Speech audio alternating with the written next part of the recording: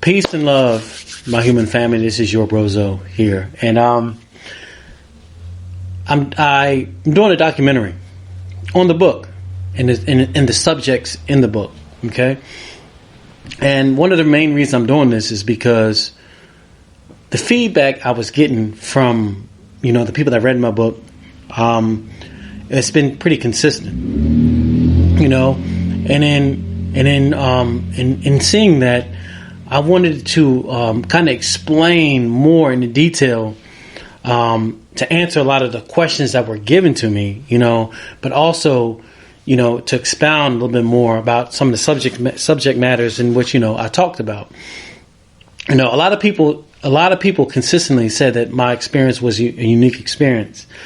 And, now since I think about it, listen to different feedback, I was like, it is kind of I can say I agree with a lot of the people's feedback. It is unique.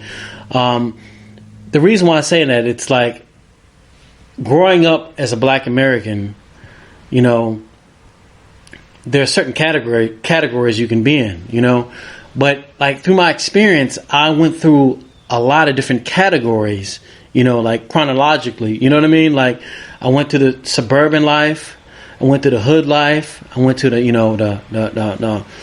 hardcore punk rock scene, the hip hop scene, the go-go scene, so it's like a lot of things I saw and experienced at a very young age, up until, as an early adult. And then from there, it just kind of plateaued, so, but just like the introduction to my book, it's like, one thing I realized is that,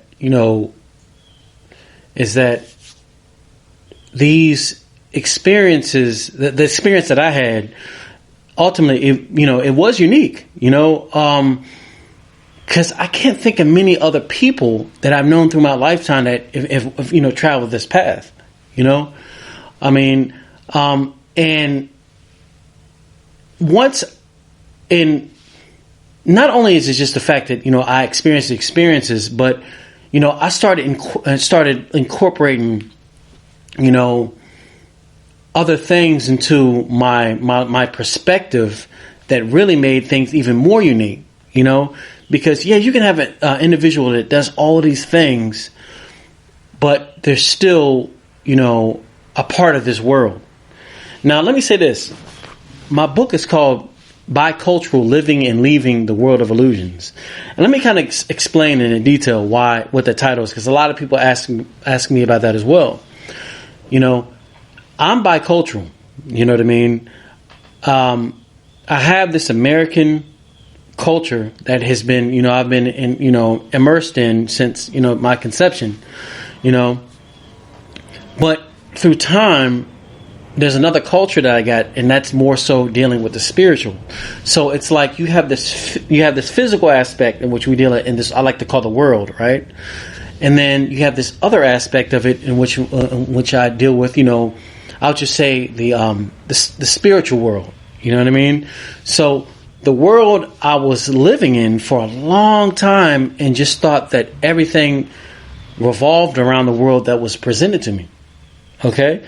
But there was a certain point in which everything that was presented to me, I questioned. You feel me? I questioned it, and as soon as I started questioning it, I saw the rabbit hole, and I jumped in the rabbit hole.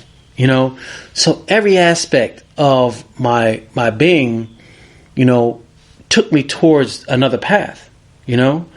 So the other path, was a path of, dealing with self, and the more and more I started going inside, internalizing and real about self, I started to learn about different things about not only myself, but my own culture, my ancient culture, because, I never, in the world, they don't teach you about truth. They don't, in the world, their doctrine is to be a sheep, Now, on the flip side, once you start to know self, the doctrine is limitless. and it's literally as far as you want to go down the rabbit hole to gain knowledge and ultimately get to your true self and your soul. So bicultural means, yes, this is an American. I was the American Joe over here, and then I got knowledge of self, and I became the knowledge. I became, the true student of Zoser. You feel me? So it's bicultural. I got two different cultures that I've been presented to, and I literally had to become awakened to see the other culture, and I had to do it all myself, because everything's presented in this culture that we have in front of us. Everything's presented to you on a silver platter, and you can take it, you can believe it, whatever the case may be. But until you really start doing self-study, for yourself, that's when you start to see that the picture's way bigger than you think it is. And even going, and I talk about that as a Black American, because knowing what I know now about the true history of Africans, Moors, Egyptians, Hebrew, Israelites, we can go on, and on and on and on. But knowing the antiquity, how long that we've been here, and long as these customs and ways that we had things set up, there's a divide, and I like to use the analogy all the time of the Matrix. I look on this side dealing with the world I was given as the Matrix. You feel me? And once I became awoken, and I started truly seeing how life really was and the truth behind things, I became on the other side. People call it conscious, people call it woke, whatever you want to call it. But I live those two lives, just like a lot of us have. I think the only thing different with me is that on the woke side, I went through different schools. You know what I mean? In a short period of time, to be 20-something years old, like all these different schools, like experience, a lot of stuff. One of the I guess most pertinent chapters, in the book now, that people really give a lot of feedback on is America, the Great Divide.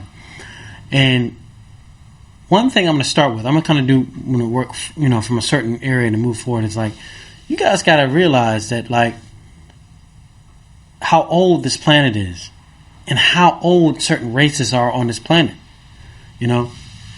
So this land, America, that we're looking at, North America, they had numerous inhabitants on here. You know what I'm saying? Before, just they even told you in a watered down version, they sailed here, and then they saw Native American Indians and so and so and so and so. That's like a quarter of the story. Dealing with being the indigenous people of this planet, they encompass every aspect of this planet. Every area of this planet Earth, Europe, Australia, etc., etc. There was the indigenous black race. If you want to call them Africans, they're already there. So, one thing people have to truly have to understand is that America was already set up through black African people. Yeah, so the black African, was already here in America and set up things. You see some of these courthouses today. You see different mounds. It's the antiquity. One thing I'm going to keep on stressing about all of this is that you have to really realize the indigenous people of this planet, the black African. And we've been here we literally, like I say in the book, we've been walking here since, the dinosaurs. That's how old we are. They're like, any archaeologists, when they talk about Lucy and the pygmies, the short people, they've been here for hundreds of thousands of years, millions, and so on and so on. One thing you have to realize, it's the history that we've been told, and it's real history that's been, preserved and hand down, not only through text, but from mouth to ear. Because one thing is, people have to think about, like, they always give, this great glamour to ancient Egypt. Oh, that was such a great culture, which it was. But that was the end of ruling at a high level on this planet Earth, including America. This is a new system. Nature predates all of that,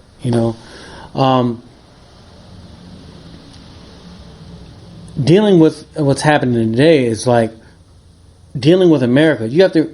Here's one thing I have to say, and it might be controversial, whatever the case may be, but like, every dog has his day. So there's a specific time frame in which the white race, whatever you want to call them, they were supposed to rule. They were supposed to grow, because they're not the original race. So they were supposed to grow. They were supposed to it was supposed to reach certain levels of prosperity, et cetera, because, let's just keep it real. If you know your true history, the black race, we've been doing this for millions of years. So you have a newer race that comes onto the scene, that has had help that from, different, gods, extraterrestrials, whatever you want to call them, all right? They've had certain help, and they were ordained by the universe to rule at a specific time frame. You know what I mean? That's a reality. That is a reality, and we see it now. And and you can go in more detail, because and we knew that as a culture, because we were kind of like, all right, we know our time is over. We know that we have a specific new race on this planet. We need to teach these people, how to be civilized, so they can treat us, because we're about to go down. We're about to go to the gutter, which we see which we've seen before. So that's why the whole aspect of when you talk about like the Moors going in Europe and fixing the people up, that's all true. They'll tell you that. That's why in most of the Moorish coat of arms, you'll see a black person there. That's all true. You just have to do your research and study. So the thing is that the way that these individuals, once they took power, they had a specific mindset in which they had to, which they wanted to deal with their, they wanted to finalize their agenda, and ultimately that's what we're seeing now, and that's America. America, it was an experiment. And black people, you weren't a part of it at all, besides to help build it. And even today, all of that happening is one of the main reasons why we have such a divide today. Because you have, literally, like I talked about before, you have, a certain mindset that wants to hold on to that with their forefathers made for their people and their descendants. So now you're in a point in which, because very similar to what happened in London after it got all bombed up, you have people that came over there to help rebuild it, and they were different races, so they mixed together. That's what's happening in America. So you have one part of the people that they don't care about the racism, they don't care about all that stuff. All they want to do is just live, And when they look at people and they look different, and they say, "All right, that's a good person. All right, I'm going to marry them and have a baby with them." You know what I'm saying? So be it. That's on them. You know what I'm saying? That doesn't have anything to do with you or me, right? But you still have a certain people that say, "No, I want, what my forefathers wanted to have for this place." And that's the main thing about this great divide in America, and it's just, ultimately, it's just evolution, it's just human beings evolving, and evolving, and people being, their mindset being in a certain place, because this place had numerous names before it was America. You know what I mean? So right now we're literally looking at a point in which, it's a battle between the old and the new and what's moving forward. That's why there is America, the Great Divide. That's why it's a great divide, because you have which side are you on? Are you on the side that I want everything the same? This is my country. I saw this one lady, she was crying real hard. She said, President Trump's, this is America. This is, when Biden won the election. She said, this is our place. This is America, and so and so and so and so. And, that's a certain mindset that's here, and that's a certain mindset that these people have been taught, you know what I mean, to embrace. But you also have another side in which, somebody looks just like her and says like, well, you know what? Jethro right there, he's a nice guy. I'm gonna ask him on a date. He asked me on a date, I'm gonna say yes. Because he's a nice guy. I don't care what my mama say or my daddy say. I'm gonna link up with him. I'm gonna say he's a good guy. That's America. That's the reality. That's been happening, it's nothing new. And that's where America's at right now. You know what I mean? You want people that want to have what happened back then to still stand present now, as opposed to people like, I don't care about none of that. I just want to be happy and be with somebody that makes me happy. You know what I'm saying? So that's it. America, the Great Divide. So another thing I'm going to talk about, the awakening, because when I was in my late 20s, like I talk about in my book, I was introduced to a pamphlet from Dr. Malachi York, and it's real interesting because before I got that, I read a bunch of books by like Zechariah Stitchin, the Honorable Elijah Muhammad, Sheikh Anta Diop, who else books I read? Numerous books, you know what I'm saying? And that's when I started getting in touch with this side, real history. That they'll never tell you on this side, And I started to realize, I was just like, I'm been lied to. Almost every aspect that had to do with my being, I was lied to. Culture, religion, you name it. It's been a lie. Again, a part of the illusion. So the awakening, once I started doing self-study, that's the thing, self-study. All these books, all this stuff, I read in my own time. Like I tell people all the time, back when I was in 22, whatever, I used to just smoke blunts and read. That's all I did, And on top of the experience I had, I started putting the pieces of the puzzle together, I started putting the pieces of the puzzle together. I was just like, I've been lied to this whole time. And this is the real truth. And I'm still learning truths today. You feel me? It don't stop. It doesn't stop. I'm still learning truths about, my ancient culture and heritage as opposed to what I was taught, So the awakening for me was huge because of the illusion was dissipating and the reality was starting to come to the forefront. I encourage everybody to do self-study.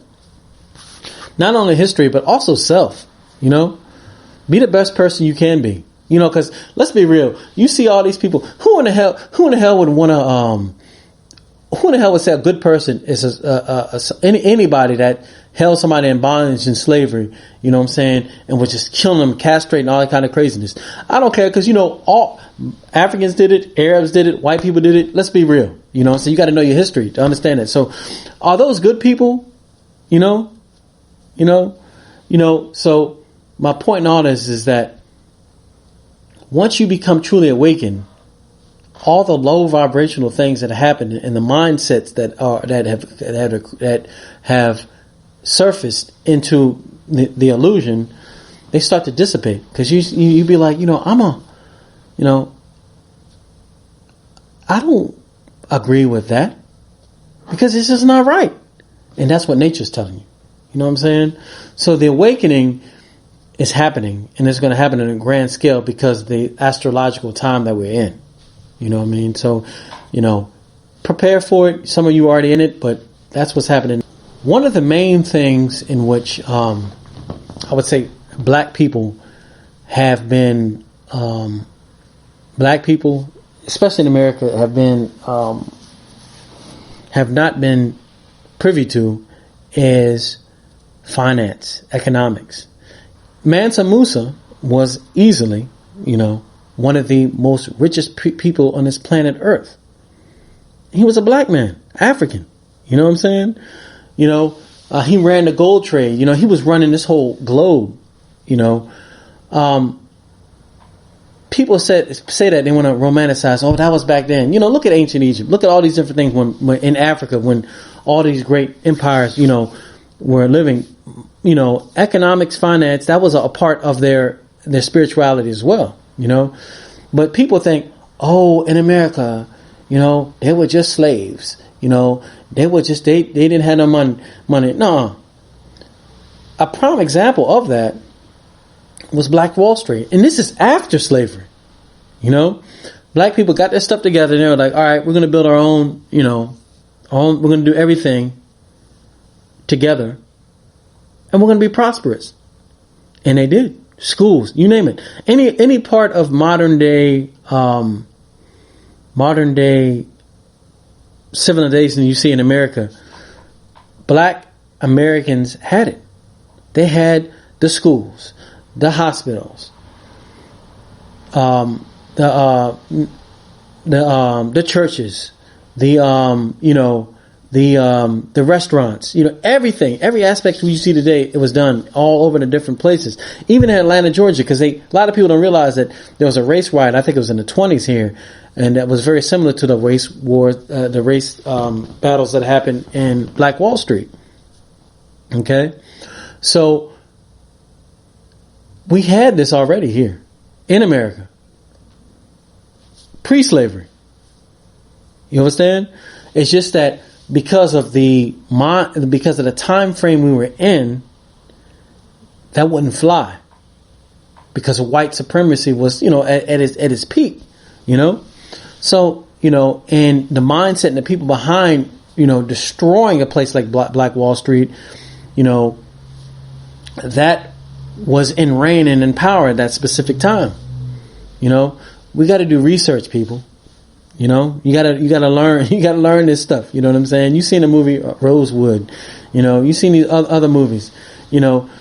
What's presented to you in this world is about, it's a small percentage of the truth, hence building and, the bicultural living and leaving the world of illusion, living and leaving the world of illusion, So, Black economics, and I'm going to tell you something right now. There's no excuse right now for any person on this planet. I'm talking specific to Black people right now, but any person on this planet that is put in a situation in which you cannot take control of your economical future in your situation.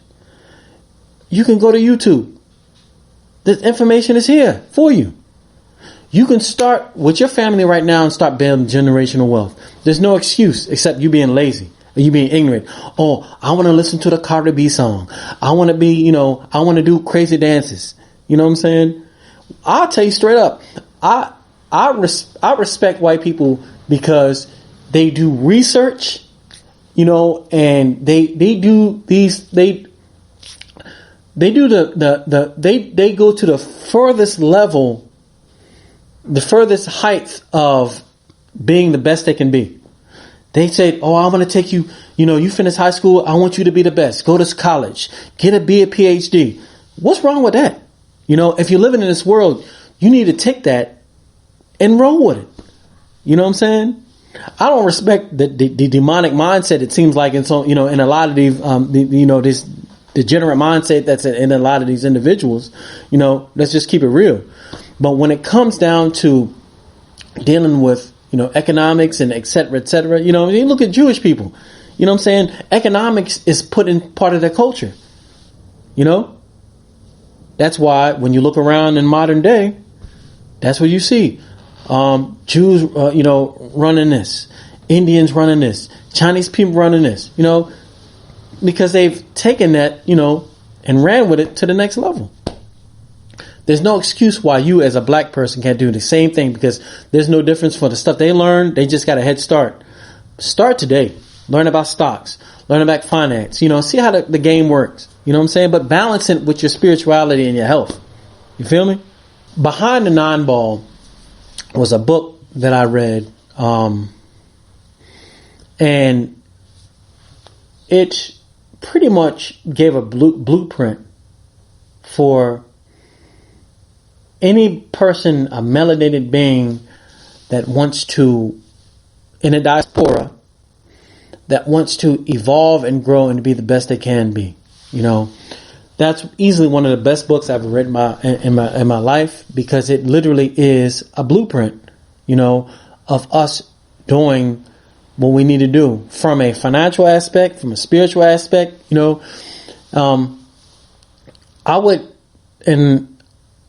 I would ask anybody, that is truly serious about family, culture, and etc. to, I think the PDF is online. Read that PDF, Behind the Nine Ball. All different versions of it. Every person, every melanated being on this planet, or any other person, but specifically I'm dealing with, my black brothers and sisters. Y'all need to read Behind the Nine Ball and internalize it and take that blueprint and make something happen. And, and in closing, because we realize we are dealing on, a third dimension, this planet Earth, this reality we're dealing with. I'm going to tell you a little story about, like I talked about in a book, and I'm going to add on to it about, race. So when I was back in Maryland, one of my brothers, he played, I think it was T-ball, with, again, a white guy, and never thought anything about it. We never thought anything about it before, just that, but funny thing is they ended up meeting in college later on in Virginia. So, they befriended, they realized, they became friends again. Oh, really? Yeah, I remember you, blah, blah, blah. They, all that, etc. Right? Dude was white, right? Dude gave a kidney. He didn't have to do this now. He gave a kidney because I couldn't even give him a kidney because I wasn't compatible. White dude, he grew up with since he was, since he remembered since they were probably about 4 or 5 years old, said, yo, you know what? I'm going to give you my kidney. He didn't have to do that. We all know that. Gave the kidney to my brother. And my brother, oh, it was terrible. He was going to dialysis, 3 days a week, 3 o'clock in the morning. He still had to work, all this kind of crazy stuff, stuff that I don't even know if I could have done, you know what I'm saying? Because my brother, he was like, goddamn Superman, So, this white guy, if you want to call, whatever, if you want to call it, if you want to get to that level, this Caucasian individual said, you know what? You my homeboy, so I'm going to give you my kidney. Gave him his kidney. His life, my brother's life, has changed completely. My point is this. This side, divide, conquer, all of that, all of that, with all the politics, all that stuff. Nature brought those two individuals together, for a better purpose. A lot of us are good people. I don't care about race because, I know the truth about my past. So, I could be talking about a completely different, I could come from a completely different angle, but I don't because of my experiences. And now I see that my experiences put me in this position to give this to you. You feel me? So, connect with nature. Be the best person that you can be. But don't be no goddamn punk either. Train hard, live your life. Because if people try, you got evil people out here trying to take stuff from you. You got to be prepared for it. So take care of your health. Take care of your finances.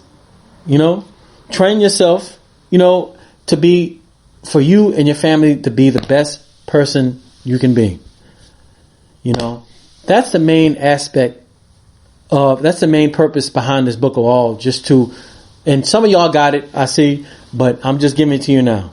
And, again, as always, I appreciate y'all listening to me and, please like this, comment on it and share it with your people. I appreciate y'all so much. It's your man, your bro Zo again. Shout out to my man Jordan, knowing the audio. But peace and love, my people, and keep on moving.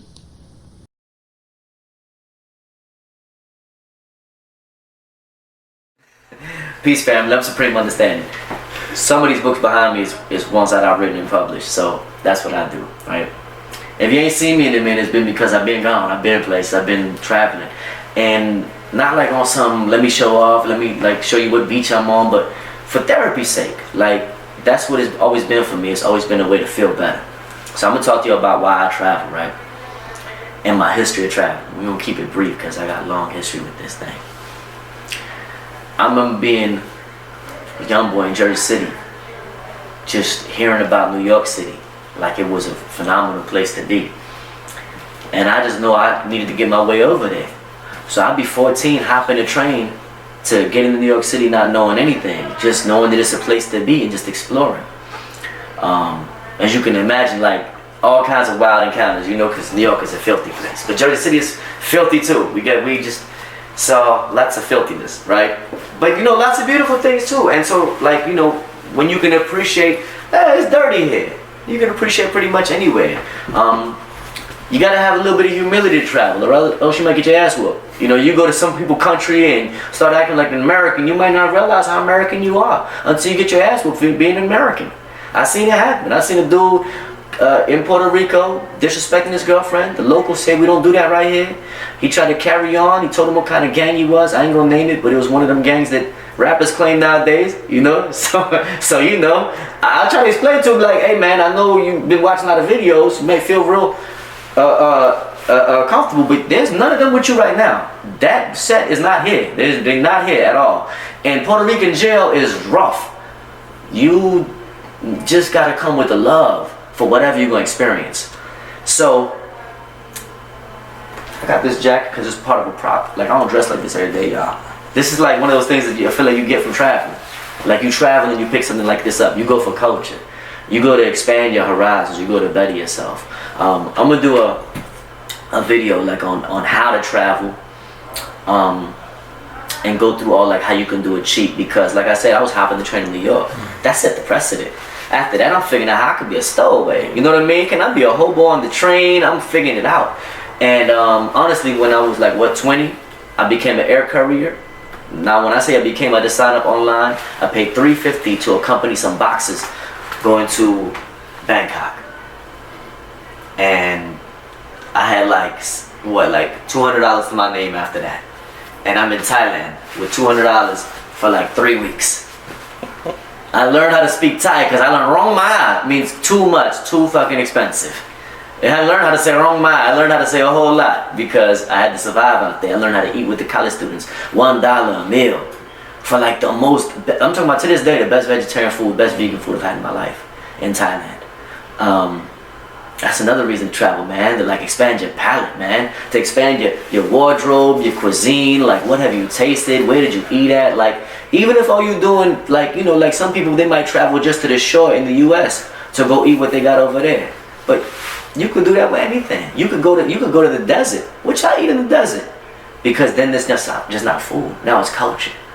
You know what I mean? Yeah, you go to where the people eat at, like if you, for example, Atlanta, that's my baby. Atlanta's one of my favorite places.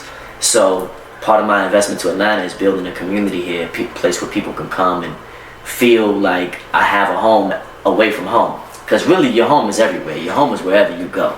So whenever you connect with people, when you connect with the food, the culture, the entertainment, the art, you check out the murals on the wall, the sculptures, the trees that's growing that's different from the trees you got, and you learn that the trees, for example, you know the trees that they have in Puerto Rico, they're not just for decoration, they're for medicine, they're for erosion prevention, they keep the shoreline and the beaches from washing away, the mangrove swamps filter the water, so then when they go down the stream, it's not even salt water no more.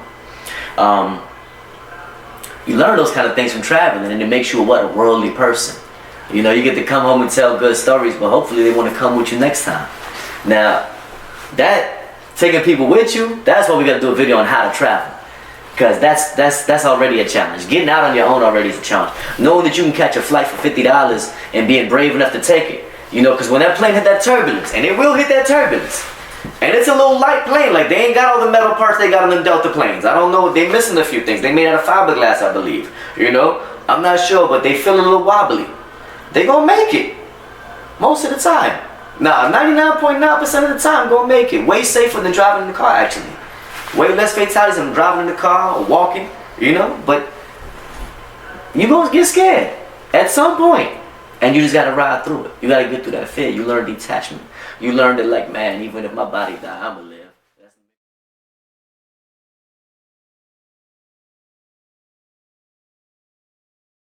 My name is Courtney Wilson.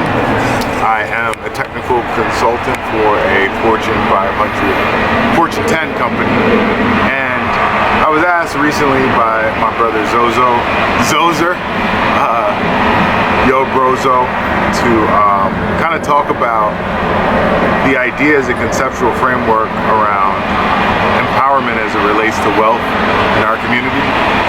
And there's a lot of ways that we can kind of discuss this, but I think primarily would be most beneficial for me to be able to maintain some sort of a chronological order, as well as for you to be able to comprehend it. It's just kind of talk about myself and my journey and the way I've kind of seen things, and the way I see them now and going forward. So initially, I grew up with both parents in the home. My dad is an attorney, my mother is a teacher. And we grew up in Buffalo, New York, which is one of the poorest cities in our nation. It's a great family place, but it isn't a place where you see people who look like me or similarly situated financially kind of break through kind of some of the socioeconomic barriers. So I would say that we were a middle-class family, maybe just a little under lower middle class if measured against the scale of the United States, but definitely in Buffalo, a middle class family. I grew up and I went to Catholic schools. Dave Chappelle says that he grew up to be just wealthy enough to be around the poorest white people. so that was me. But I did have real enrichment and confidence from both of my parents, who are educated, who kind of helped me see the value of education and how that would impact my life. So as I grew up, I went along, graduated from high school, graduated from college, eventually went on and got my MBA.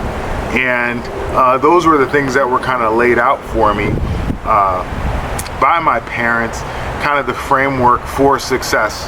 And during that journey, I came to find out that we didn't have many conversations about money. We didn't have conversations about wealth. We didn't have conversations about generational wealth and what I could do for them at a certain age, and then how I should set my children to do for me and the generations that they create. And I think that specifically is what's lacking in our community. I think we don't necessarily have foundational education when it comes to money and when it comes to the benefits of wealth. So let me give a stark division. So when I'm talking about money, I'm not necessarily talking about anything material. So I'm not talking about cars or homes in the way that you would think about homes. Not thinking about Rolexes or any of the trappings that are shoved in front of us through some of our media outlets, and particularly are catered to because we have been a race of people who have endeared those things and use those as representations of wealth. And I think as we're getting a little older, I'm talking about as a race, as we're getting a little older, we're starting to see more about wealth. I'll tell you even a little bit of a thing. I hate when people say, you know, I used to hate when people say, well, look at Diddy, well, look at Jay-Z, because I thought that they were representations of one particular path. I always looked at them as people who we are exalting them out to be role models, but these individuals aren't necessarily the only people making money. But for years and years and years, you didn't hear about the Robert Johnsons. You know, you heard about Oprah, and you heard about her because she was on television. You heard about Jay-Z and Puffy because you could see them and in a sense reach out and touch them. But one of the great things about the growth of those people is that they've been even able to expose us to more. And I don't think that they have been stewards of business who have been selfish. I think that when you hear about a partnership between Beyonce, right, who people look at as, oh, she's the richest, smartest, most beautiful person ever, right? But when you see her actually making moves to take some of her earnings and put them into an emerging technology like Peloton, it opens up the book a little bit, and our kids and our kids' kids start to wonder, why are they doing this? People might exalt someone like Kamala Harris or Barack Obama.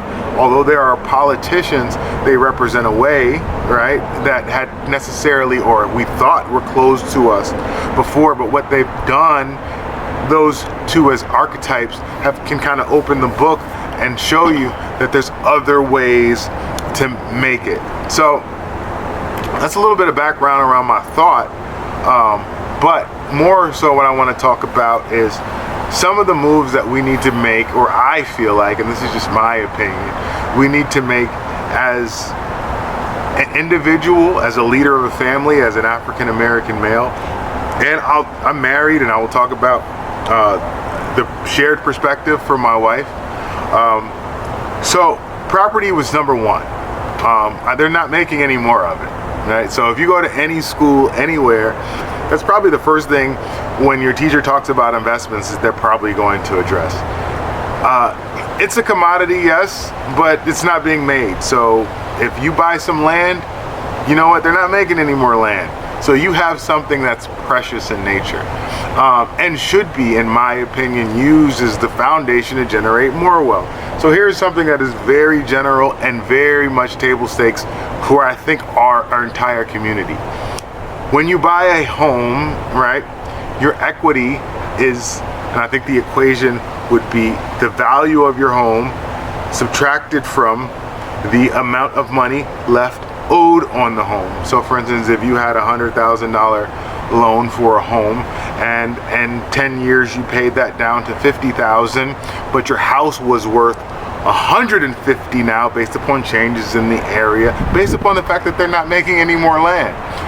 You now own a property that's worth $150,000 and you only owe $50,000 on it. So the subtraction of that is what you take home, and that money can be used for things, and that money should not be used for, I think I want Zoser to put a style, you should not be buying gold chains, you should not be buying cars, you should not be buying gold teeth, you should not be investing in your rap career.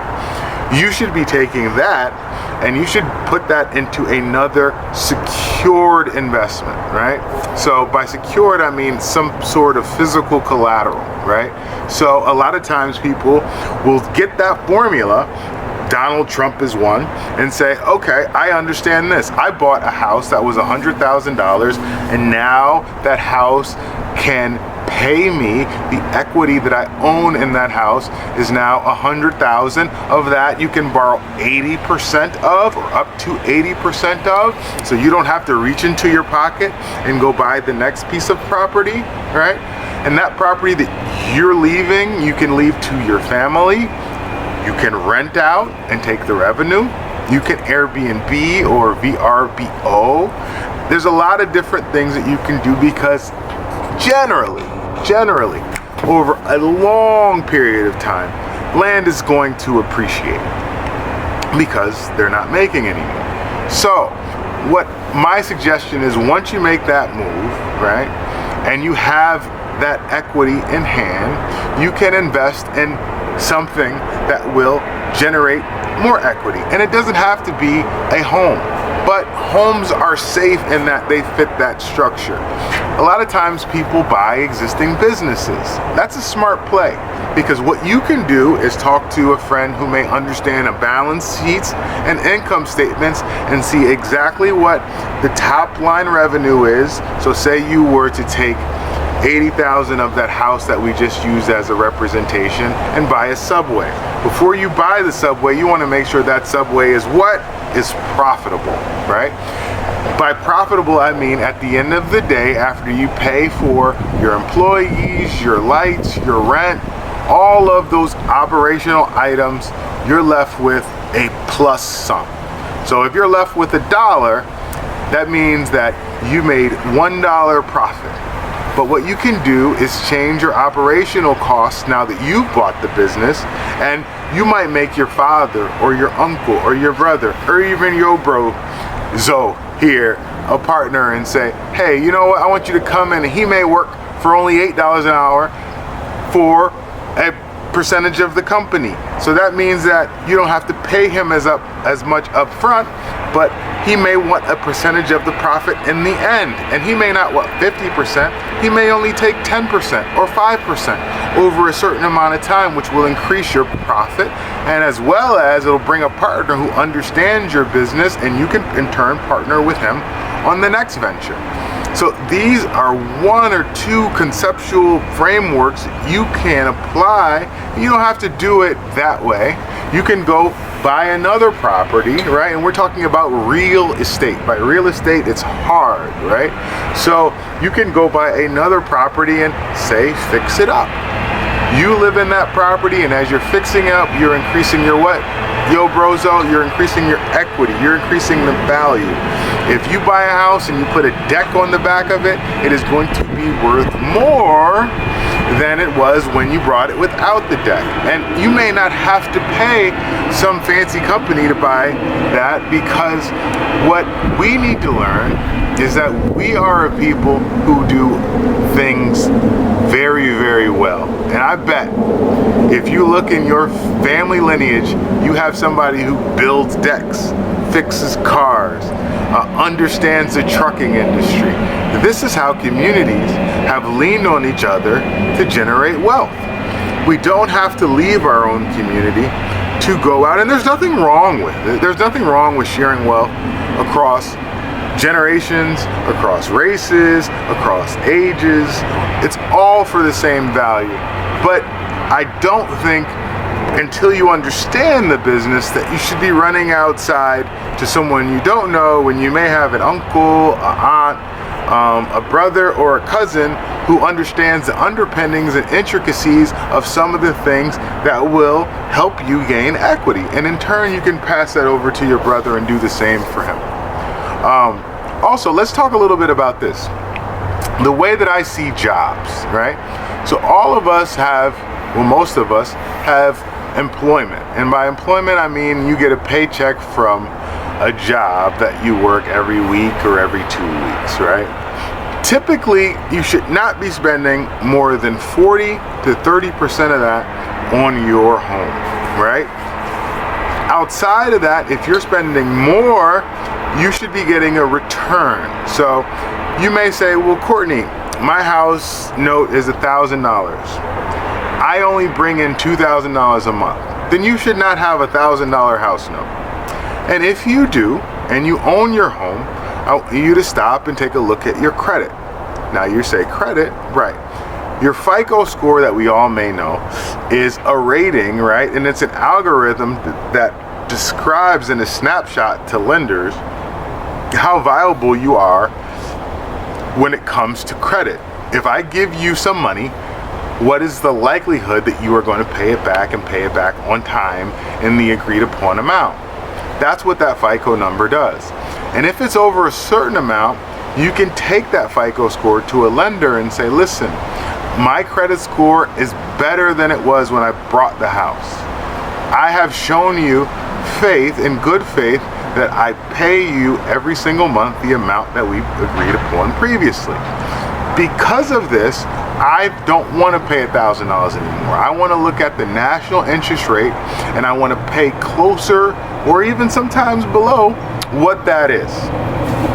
So for instance, if you got said house at 5.5 interest rate, and interest rate now, Joe, is what, like 2%?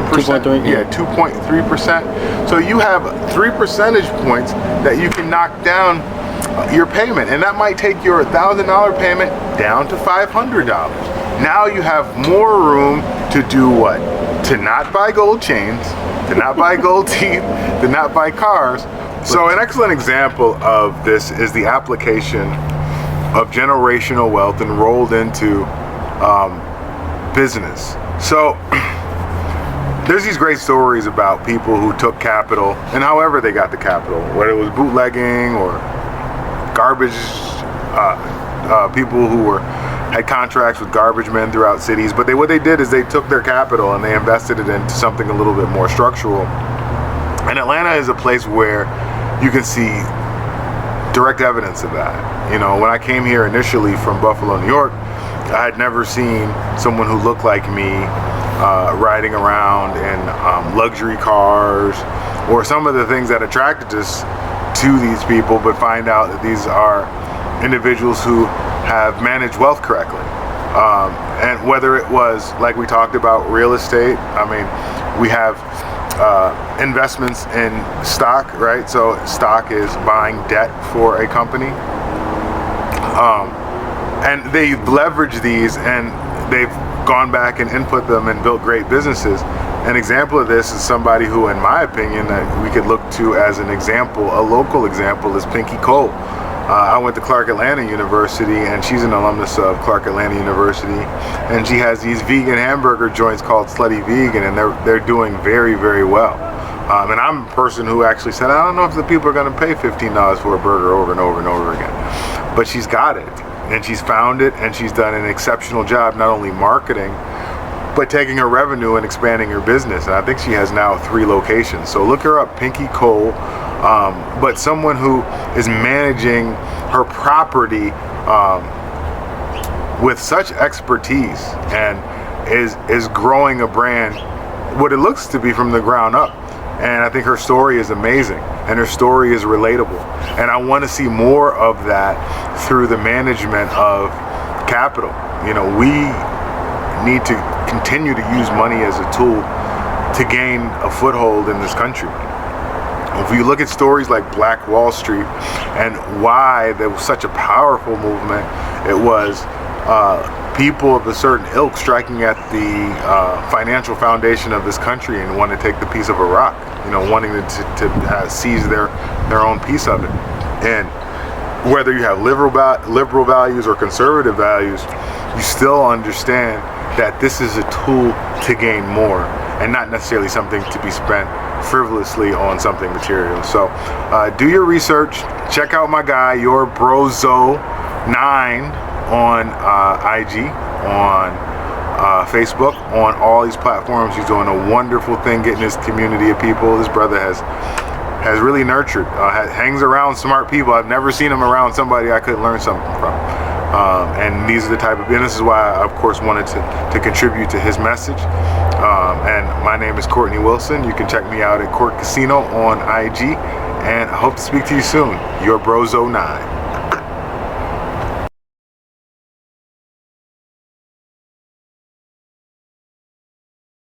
There is a difference between being spiritually awake and aware or woke and not being aware or not being woke. Okay? Being spiritually awakened and woke, that just basically means that you have awareness. You know, a lot of people say it's the third eye. Ooh, and that's so scary to a lot of people. But it is really, it's a spiritual vision. You're able to see beyond what you see with these eyes. You're able to see through your mind's eye. You're able to see past the illusions. You're able to see beyond the veil. Now, when you are not awake and aware, a person is probably very trusting in all of the different systems, such as, you know, the financial system, the government system, medical, education, religious systems, all of the systems. People are very trusting into those things. They feel that voting, you know, in like political elections, as an example, which we just went through, they feel that you know, it really matters, and they feel it deep inside of their heart. Okay? When someone is not woke, they're probably very superficial. They're very guided by the things that they see and experience on TV. Whatever the hottest trend is, they want to jump on that trend. People that are not woke are just carbon copies of celebrities. It's a lot of idol celebrity worship, putting these people in a higher position, calling them the stars. And those people don't even realize that they're actually the star. It's so many different things that go into it, but I find that it's a plastic life. You live a plastic life, a plastic existence, and it's very driven on money and getting to the top, stepping on whoever, lying, cheating, doing whatever you have to do to get to the top of these corporate ladders. The whole existence is just plastic. And so when you become spiritually aware and awakened and you become woke, when you become woke, you start to, like I said, you realize what the illusions are.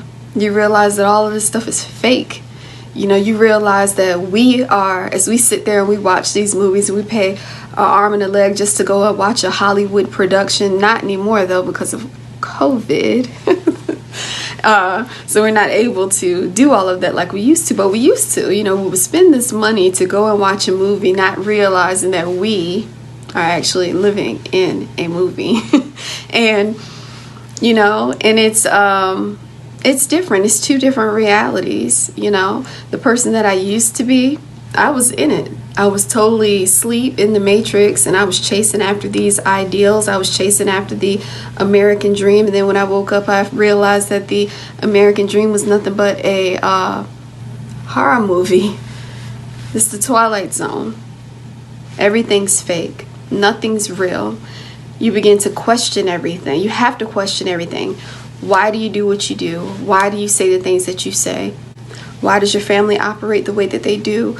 Why do we have so much disease in our lineage? Why do we, as melanin dominant people, struggle the worst economically? And you have to research. And I personally went on a journey of researching. And the more and more that I read, the more and more my eyes, all three of them, started to open up more and more and more. And in that process, I realized that it wasn't me. I had all this self-hate. I had all of this pain inside of myself, all this depression and wanting to kill myself. And I found out finally it was not me. It was not me anymore. You have to go on this journey when you're spiritually awake. You go on a journey towards self, finding out who you are, why you are here, what is your purpose. Your purpose is not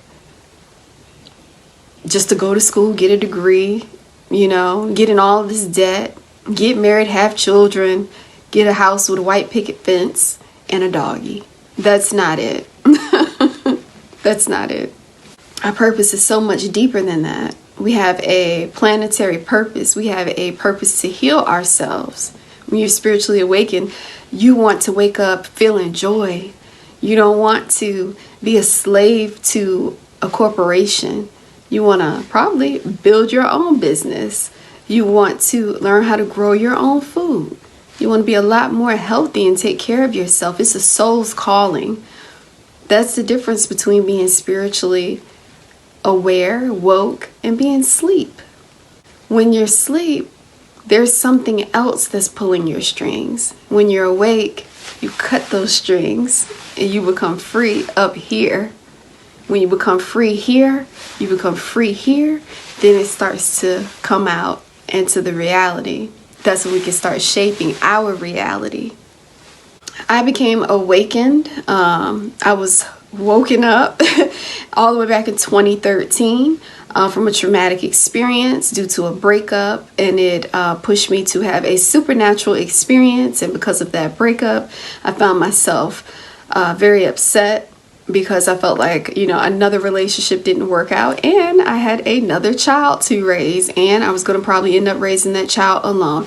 And that broke me down. That broke me way down, so much so I was in a fetal position on the floor crying. And I went into, I don't know, some sort of a trance or a blackout state, and I was visited by a entity, which at that time I was still a Christian at that time, so I said it was the devil that visited me. And the devil gave me 3 options, but first, before the devil gave me 3 options, the devil was whispering in my ear like it always did, telling me, hey, you messed up again. Another relationship gone bad, another child. You just can't get it right, can you? So because you can't get it right, I'm going to give you 3 options. The 3 options were, 1, to hurt my fiance and possibly kill him, murder him. I said, no, I don't want to do that. The next option was, okay, well, people treat you so poorly, mentally check out.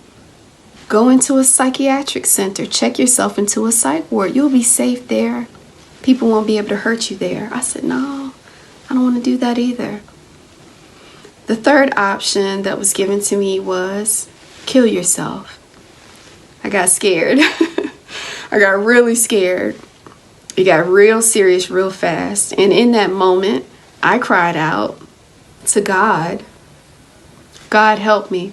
God get me. God save me. Pull me up out of here.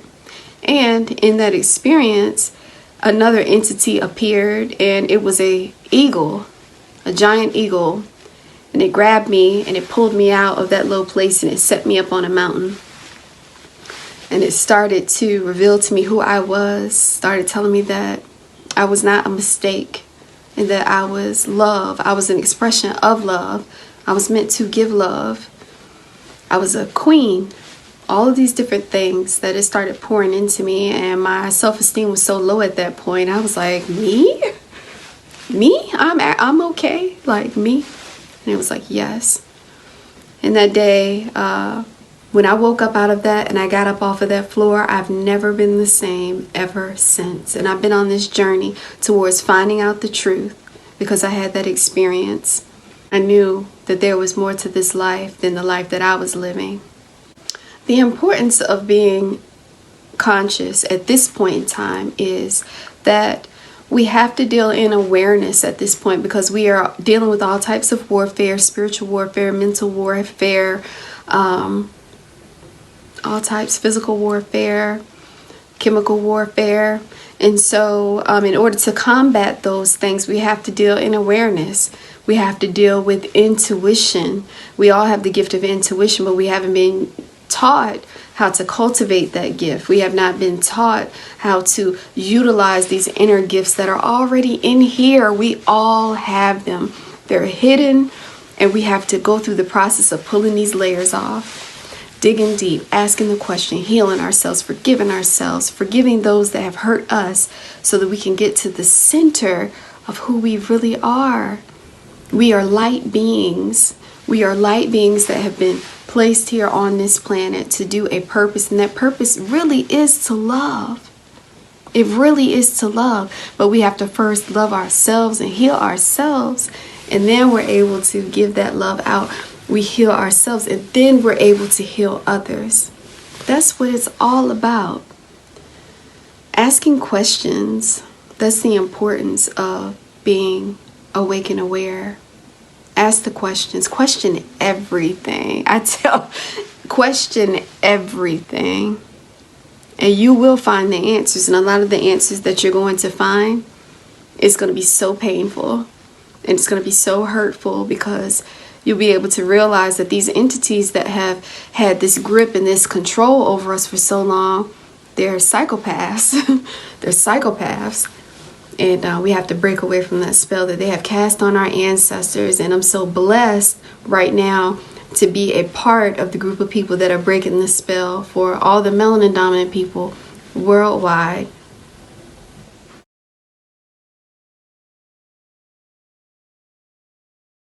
All right. Who's indigenous to the Western Hemisphere? I guess is the next topic.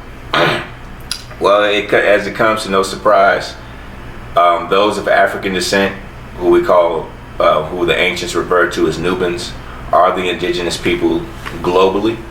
We start in what's considered equatorial Africa, along the Happy River, and over a course of millions of years, we migrated all over the globe, pre-continental drift.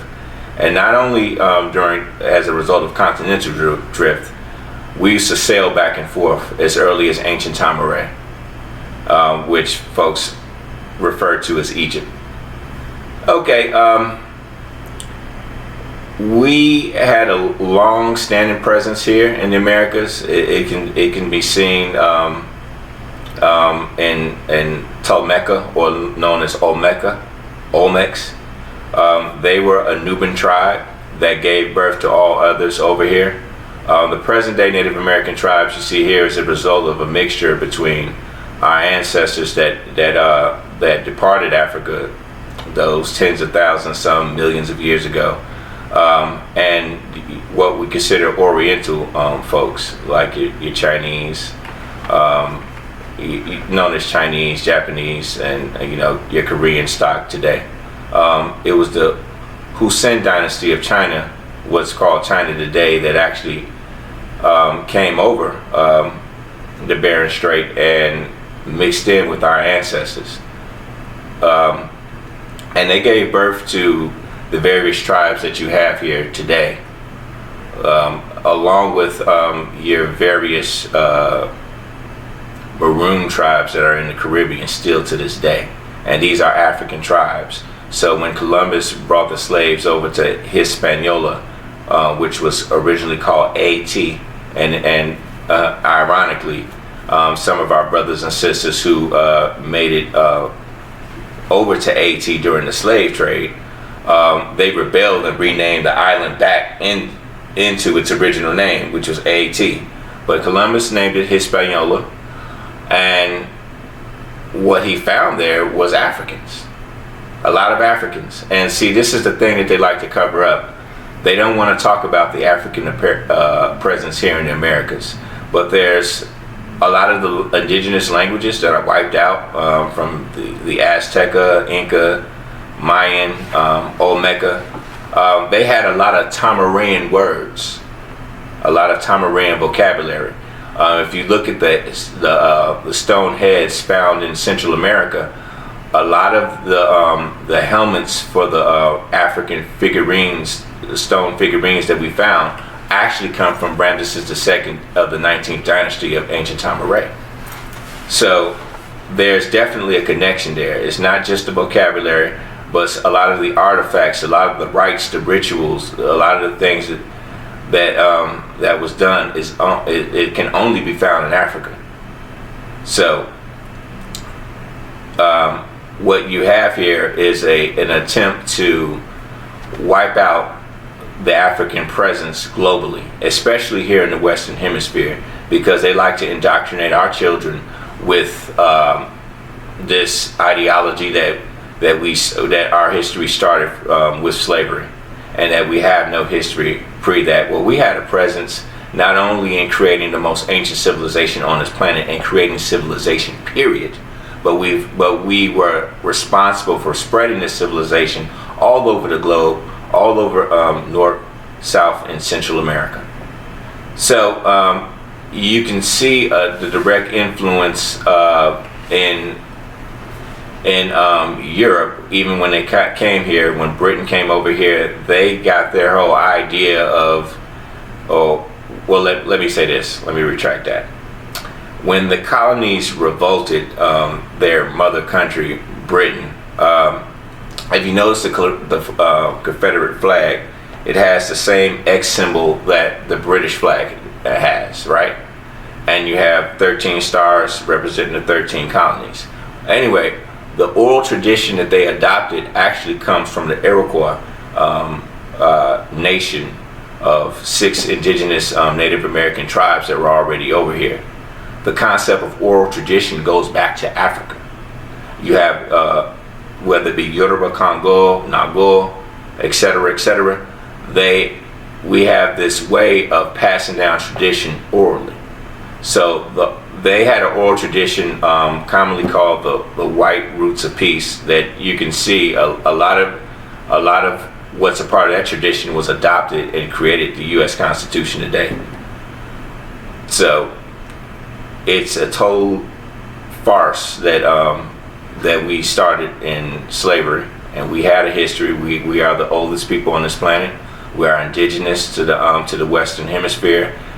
Yes, we did all start in Africa, but that was millions and millions and millions of years ago. When we spread all over the globe, when other folks began to, or other races and groups began to evolve out of nature, we were already there. We have already had civilization established. We gave them civilization. We are the civilizers.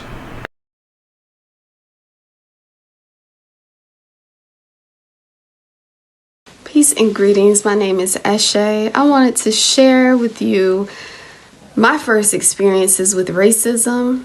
I found out about racism at a very young age. I had to have been at least in kindergarten or first grade, unfortunately, when I started to realize that I was different and I didn't fit in with Caucasian people. So when I was 5 to 6 years old, I had some neighbors that lived across the street.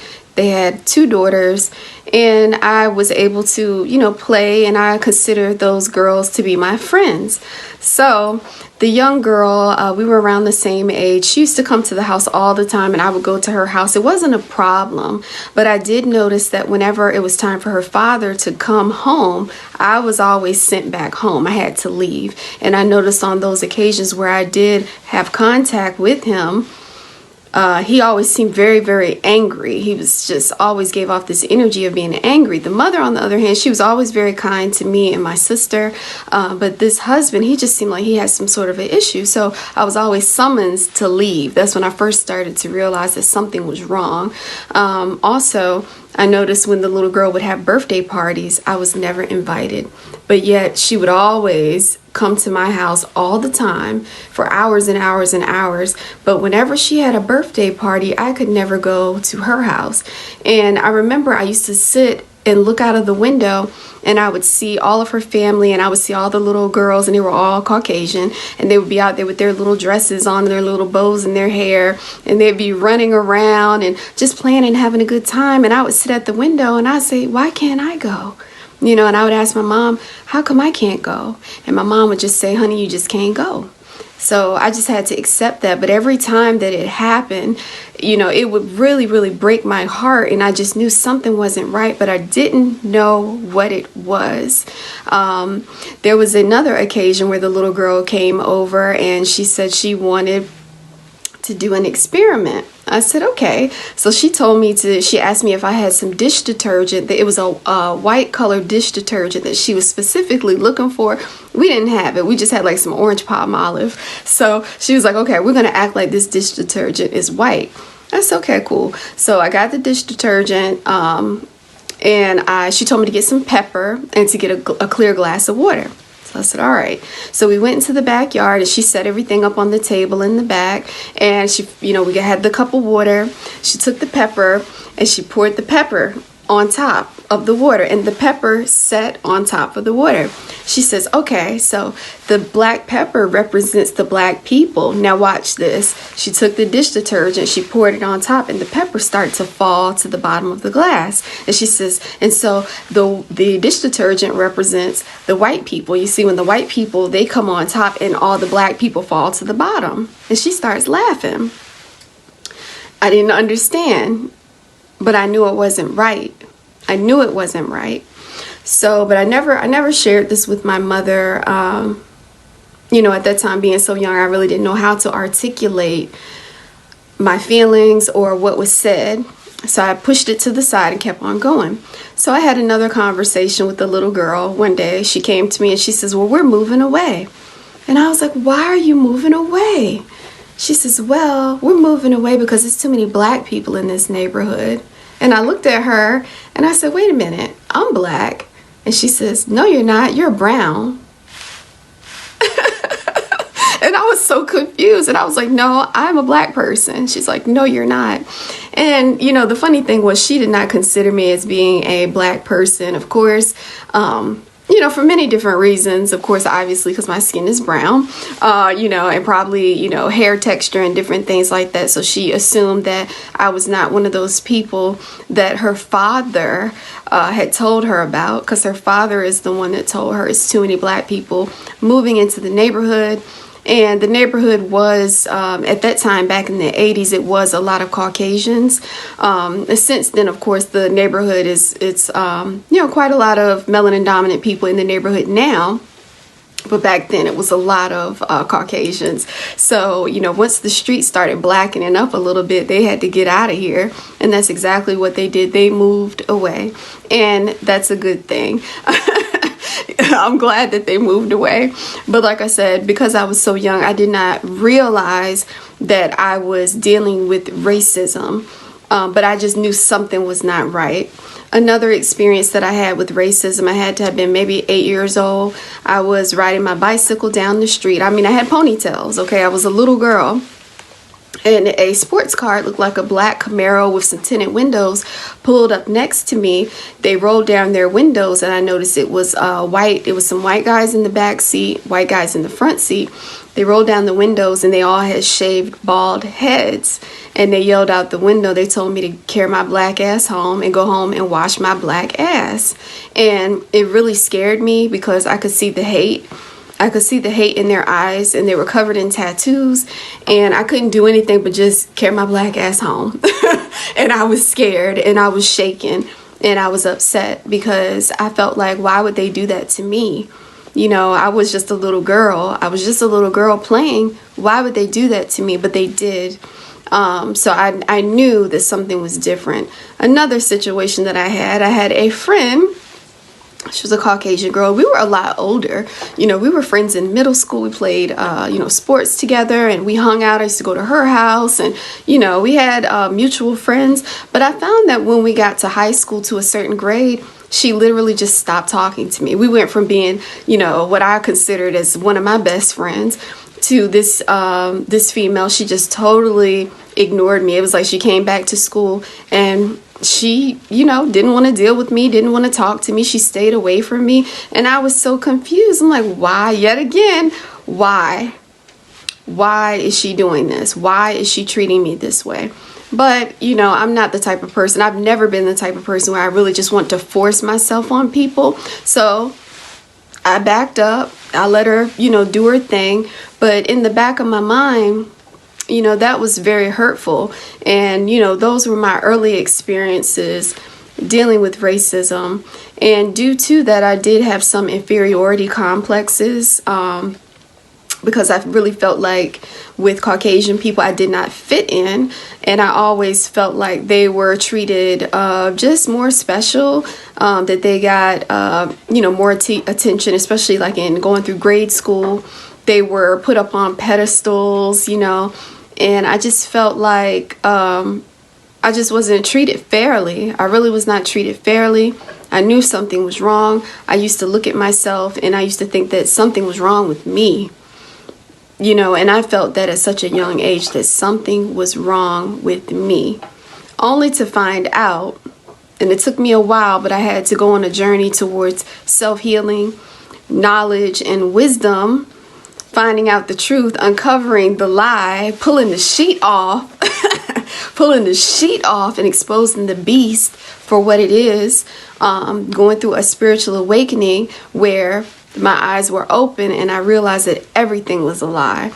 All of that inferiority complex, all of that, black people are bad, black people are trifling, black people are dirty, all of these things that were put into not only me, but into other people, other melanin dominant people all over. We all have stories of where we have experienced racism, but I had to go through this journey in towards self to find out that we are the gods and the goddesses of the planet, that we are the chosen ones, and that they actually didn't even come into existence until a lot later. And they really just pulled the okie doke on our ancestors. And, unfortunately, our ancestors went through so much, so I will never say, they should have been smarter or they should have fought back, because they did fight back. But when you're being raped, when your children are being stolen away, when you might not get fed, when you're being beaten, when you're being tortured, you're being experimented on, our ancestors lost everything. Everything was taken from them, their language, their culture, every part of who they were, and they were given a foreign culture. And because they were given this foreign culture, they went into a deep hypnosis, a deep sleep state. And unfortunately today, because of what has happened in the past, there are a lot of melanin dominant people worldwide that are still under the spell of racism, under the spell of Caucasoid witchcraft, under the spell of religion, and all of these things that were set up to pacify us. So as we continue to evolve and we learn about what happened, it helps us to wake up. It helps us to wake up, and we realize what the illusions are. This racism, it's an illusion, and it's because they are actually the ones that have a huge inferior complex. They've just been so great at hiding it, and they use power and control and pain and torture to cover up their evil deeds. And I'm so thankful now to be a part of the population that is awakened and aware, and we're able to expose the demon for what it is. And that's my story of how I learned about racism.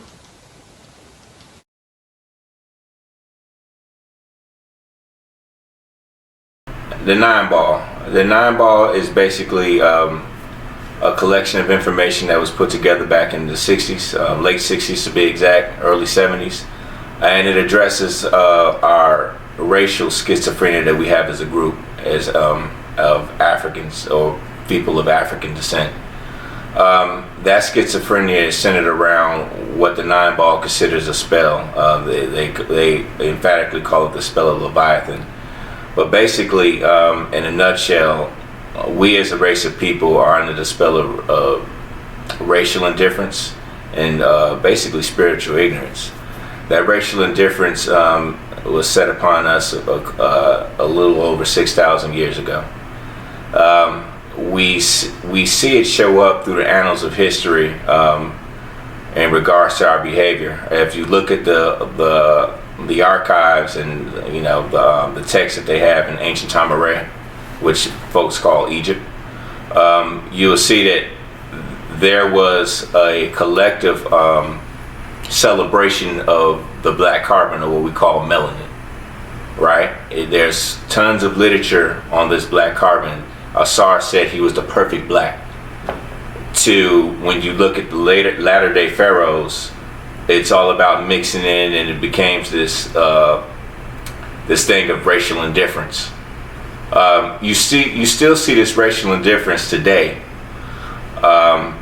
You can see it in all of our music, how we started hip hop, or we started various genres like jazz, the blues. We allow folks in. You can even see it in the voodoo today, or our African spiritual systems and traditions. We allow folks in. We're very inviting, and folks come amongst us just to take over. And the next thing you know, we no longer own it. So this is that spell that we're under. We just can't seem to identify, when something is not good for us, or something is good for us, or something is bad. If you can see it across the board. You can see it in our leadership over in Africa. We're giving away our resources, and we do things that's against our own interests all the time. It shows up everywhere. So this is, the Nine Ball was designed to break that spell and to set the stage for us to take our place in natural nature. The Nine Ball talks about the various cycles of nature. It covers the two primary forces of nature, or codes or laws of nature, which is change, number one, and balance. So from change and balance, you have the various spectrum of forces of nature. There's only one supreme being, right? And this supreme goes through various phases, and we call those phases, this supreme that the substance that we call the supreme is ether, and ether goes through cycles and changes as a result of these codes and laws that I was speaking of. So from change and balance, which is essential to life, period, we have 9 ether, 6 ether, and ghosts. And we as races of people on this planet represent these various forces of nature. And the 9 ball allows us as of African descent to find our place within this constant Game of Thrones that's taking place in the universe. Perfect.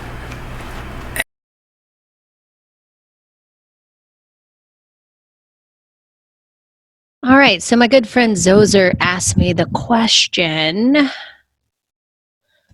He asked, what are the benefits of growing up with diversity, and how did it affect you personally? Well, I had a very unique experience where I was definitely more of the minority at the high school I went to. And so I think what that did for me was it gave me an opportunity to see people, as individuals rather than groups. And I think that's really important. And it translates in how I see the world today. And it also just gave me a unique experience of seeing people, like my principal, who I looked up to, who was an African American man, and he was almost like sometimes like a father figure to me. I had a boss when I got my first job, my first full-time job. He was an African American man, and I also looked up to him. And I also I had all these African American people in my life that were more of models for me and how to live my life, and really demonstrated integrity and helped me become the person I am today. And I didn't see it as much as a race thing. I just thought of it more as we're just individual people. That's kind of what I left with, is that I saw people as individuals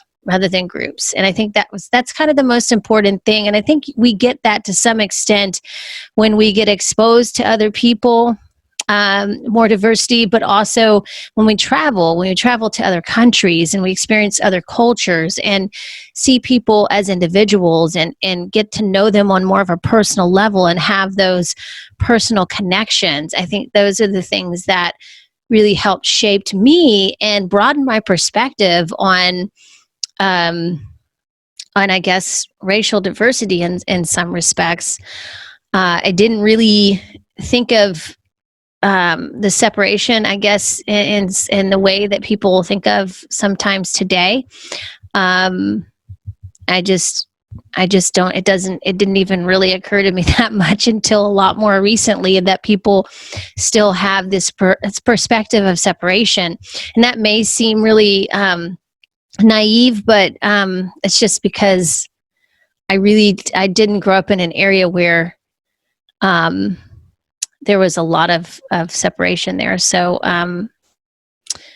so that's how it shaped me, and I'm really grateful for that experience. I'm grateful that I was able to grow up in a very diverse place with lots of amazing people. I'm grateful that I'm from such a beautiful city as Atlanta is, and just some beautiful people there, and just wonderful, loving people. So so I think that's gonna about do it. But I think my takeaway and how it really affected me was definitely that I got to experience people on a one-on-one basis, and it's different when that happens. So hopefully this helps everybody understand that there are other people. There's people who have diverse experiences, and it does shape you as a person. It opens you up to other possibilities and ways of looking at reality differently, right? So rather than just what you've been taught or what you think reality is. Seeing it through another person's eyes, or actually even traveling to a different place, can really open you up to unlimited potential within yourself as well. So, yeah. All right. Well, thanks for listening. All right. Bye.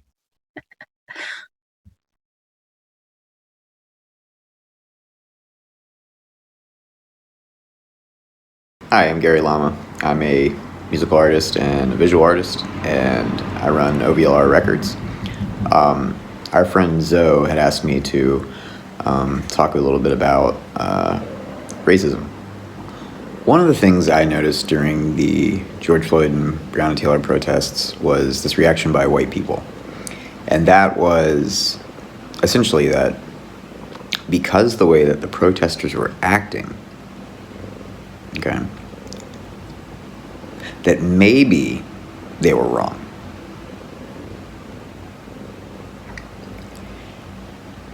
And that is insane. Because the question you have to ask yourself is this: does a human being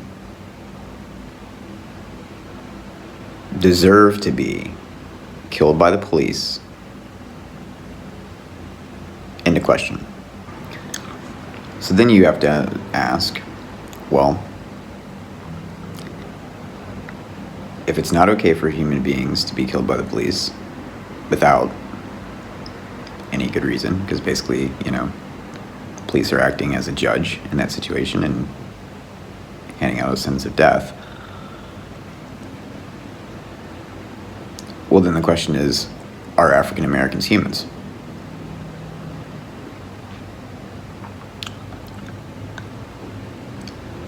I would think that you'd have to be insane to say no.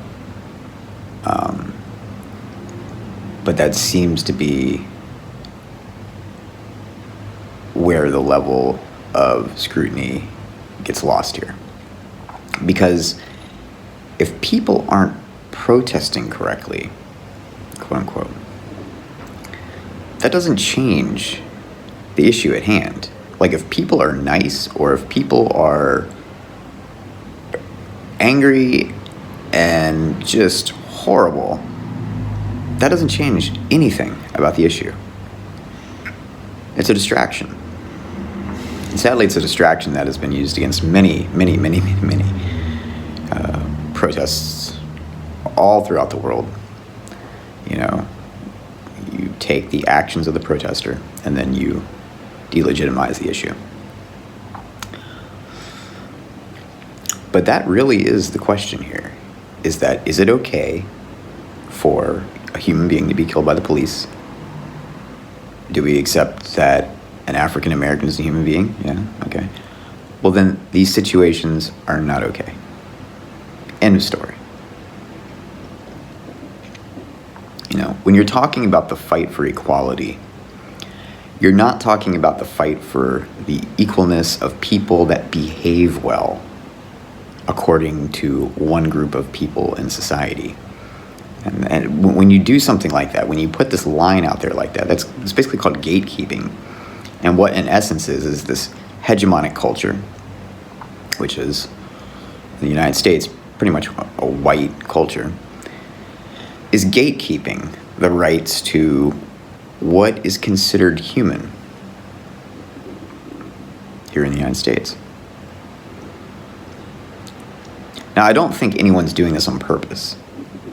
Well, I think some people may be doing it on purpose, but I think the majority of people, they just don't even realize the questions they're asking because they're not really breaking it down. They're reacting emotionally. They're reacting off of media stuff. The questions get framed in ways that it kind of obfuscates the real core principles here. And so when it comes down to that, do humans need to be shot by the police? Or do humans deserve to be shot by the police? And are African Americans humans?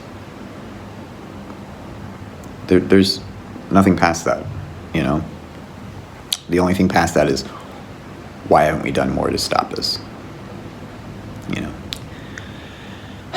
And even in that, it's because people come in with statistics, and they come in with these theories of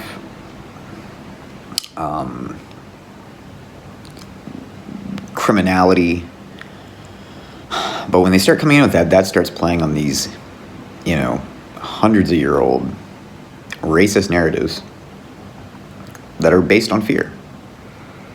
And I think that's the thing that needs to be kind of like remembered when dealing with these issues in America is, as we just saw with our recent election, this country is split about 50-50 between conservatives and people that consider themselves liberals. I consider myself liberal.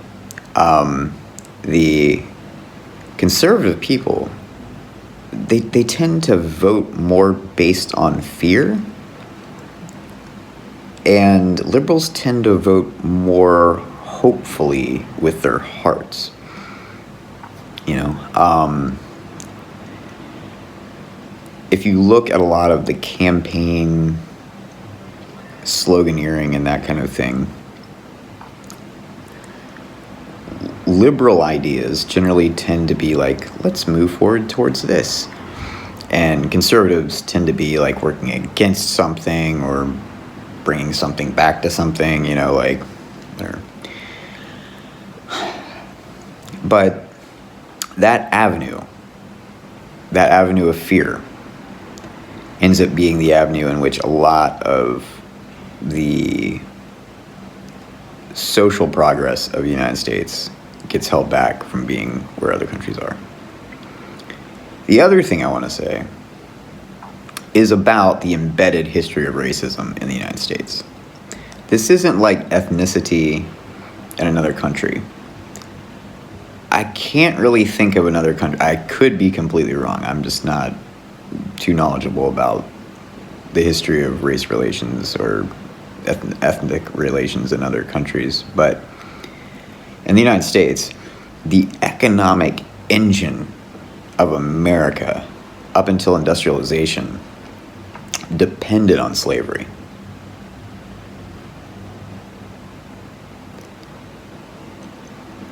So when you factor that in, that this country wouldn't even be standing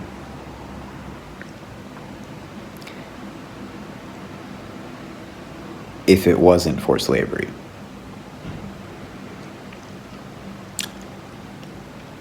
Well, then it makes it a little harder to hear some of these narratives about all lives matter and about,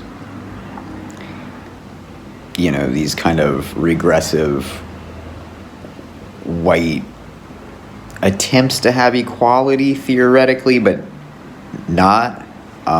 What they're really doing is kind of maintaining status quo and deflecting having to deal with race and the inequalities here in the United States.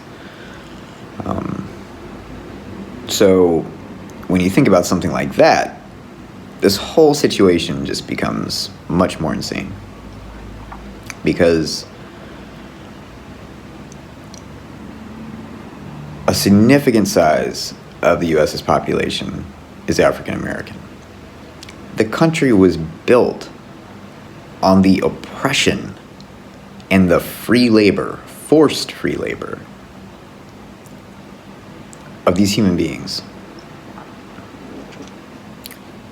And, you know, over 100 years after Emancipation Proclamation, 70 or 80 years after the Civil Rights Bill, we're having this discussion about whether or not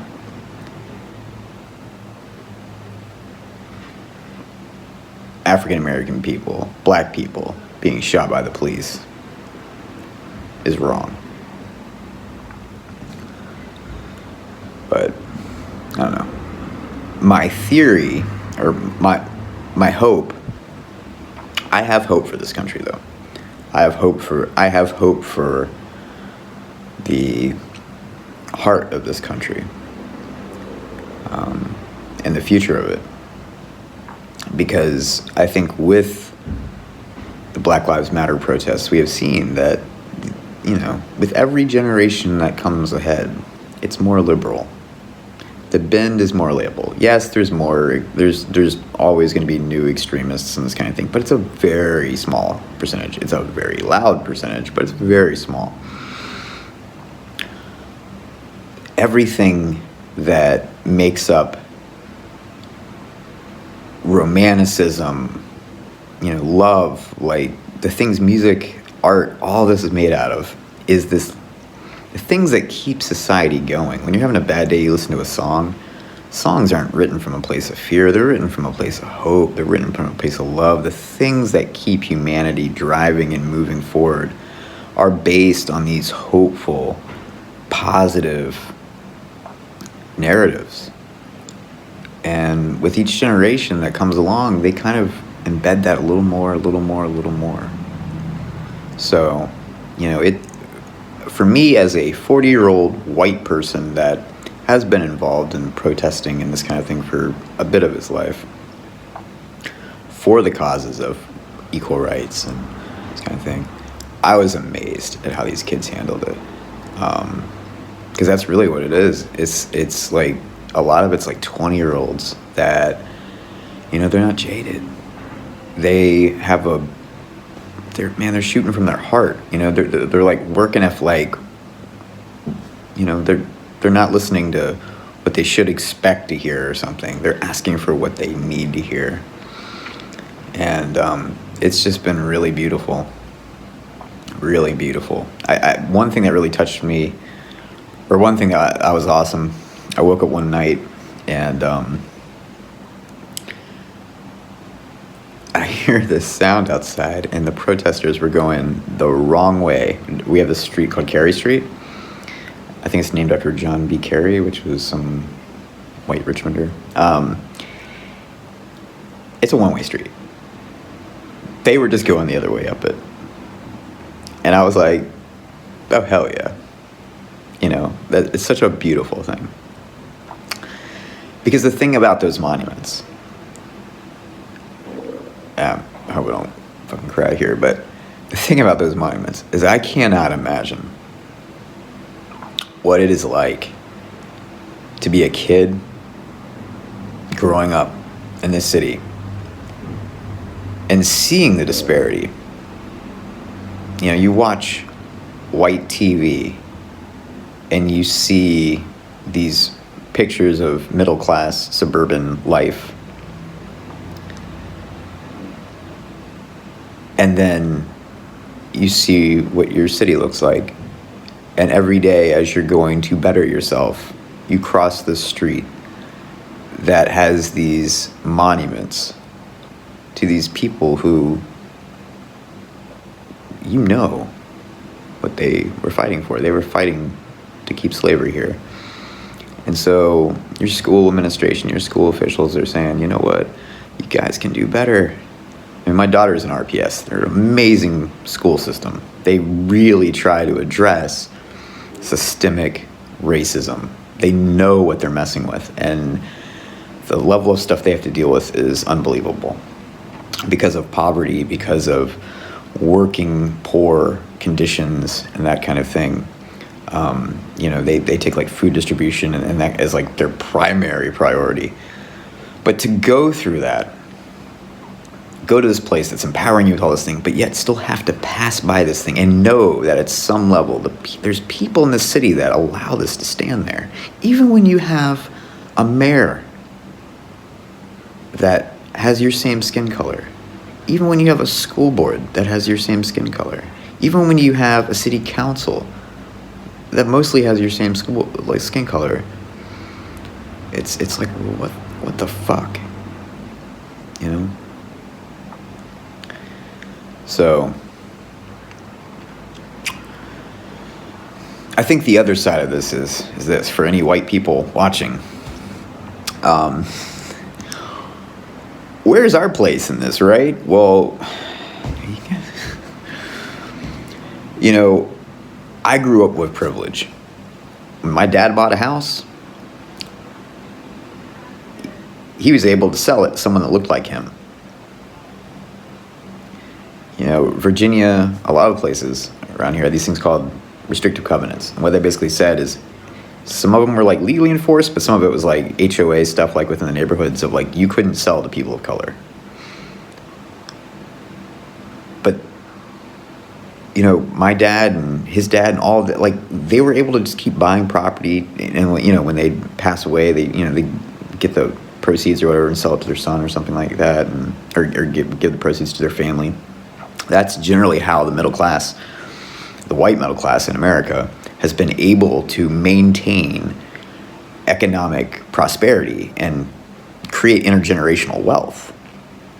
When you have things like covenants and the redlining and like things happening in these neighborhoods because the neighborhoods are basically treated as exceptions by the city, it is hard to do that. So I grew up with a certain level of privilege just from that, because we were doing okay. And when I was younger, you know, I used to think, well, oh, people are all the same, so maybe our opportunities, I mean, I knew what racism was, but I didn't understand the level to which just economic disparity can be repeatedly and systemically enacted on a people. So coming from there, I know that I'm in a very lucky position. And I'm also around a bunch of other white people, right? So my job is kind of like to, you know, when I hear one of my friends saying something that's a little fucked up or whatever, call them out on it. You know, no, with me, it's not really my friends, but, you know, it's other people in society. And they'll maybe listen to me, I don't know. But, you know, we just need to be allies to the cause of trying to really stamp this shit out. Because when something like this perpetuates, it really is because people are not taking stands. And for any group that is resisting systemic oppression, society as a whole, the society as a whole that they're in, has to accept that it is unjust for that to be remedied. And that requires white people speaking about it, speaking to their friends about it, speaking to power about it, voting for people that are gonna be more sympathetic to what we believe should be the path towards justice in this society and equality, you know. So, yeah. Thanks for listening. Thanks for having me on.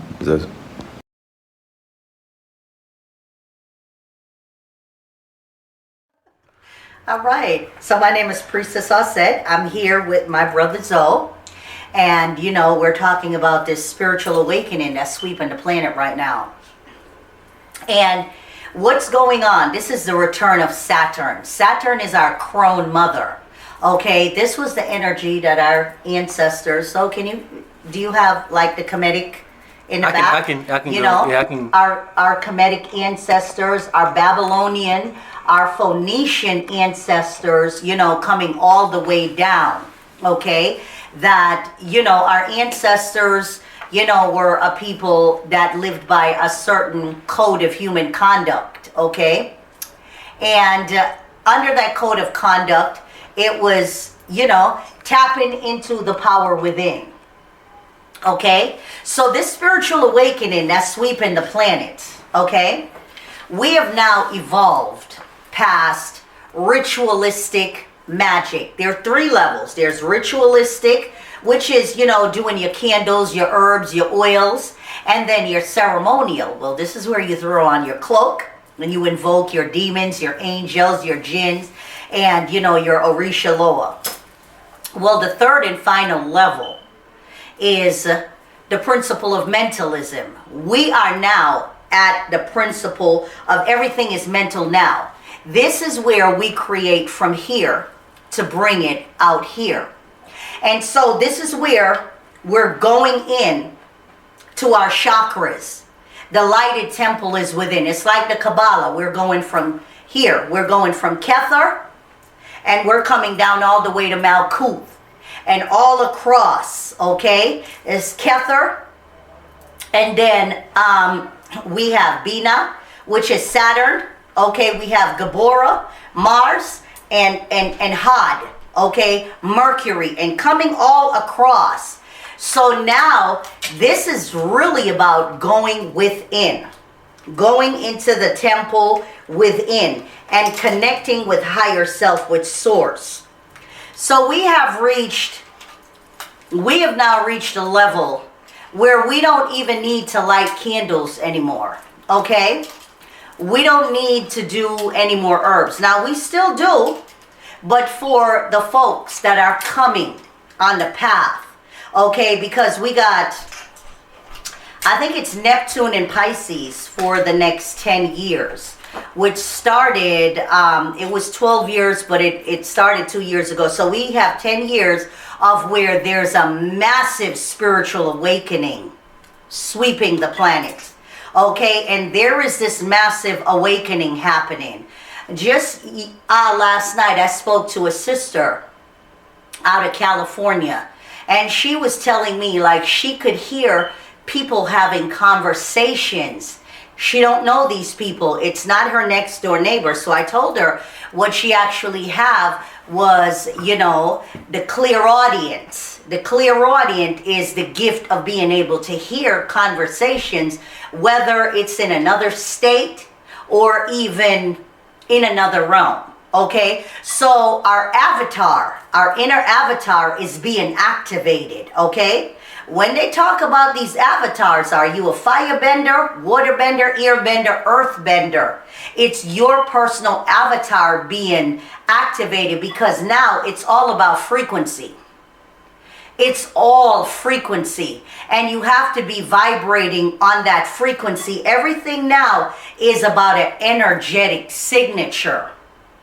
Okay, so this is where we need, as a people, to really learn how to protect ourselves. Okay, and we need to go back and to unlearn all of this stuff that was indoctrinated in us. Not only that, but I'm going to be doing a video on